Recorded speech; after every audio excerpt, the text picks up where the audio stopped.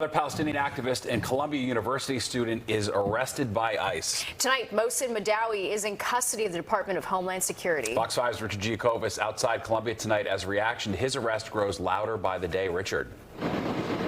It certainly does, Steve and Natasha. It was 1 year ago this month inside those very gates that Columbia University transformed into a protest campground with encampments and students seizing buildings. And 1 year later, the Trump administration says it's doing everything in its power to crack down and deport any student it says was involved in a rise in anti-Semitism. Release Mohsen Mahdawi now!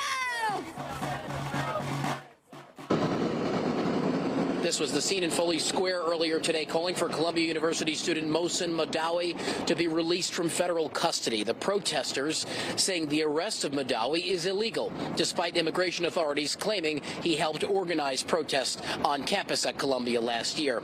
Now to video of Mahdawi being let out in handcuffs by ICE agents from what he thought would be a naturalization interview in Vermont. This was yesterday, another step toward becoming a U.S. citizen. But after disappearing for hours, Mahdawi's family became concerned, and his lawyers found out he was detained and arrested at an immigration center. His attorneys filing a petition believing the Trump administration is looking to remove Mahdawi from the United States. Mahdawi has been an outspoken critic of Israel's campaign in Gaza, military campaign in Gaza, organizing student protests at Columbia and co-founding a pro-Palestinian group with Mahmoud Khalil, another student who was arrested and detained by ICE agents. Protesters who are against this latest arrest say they won't stand for it.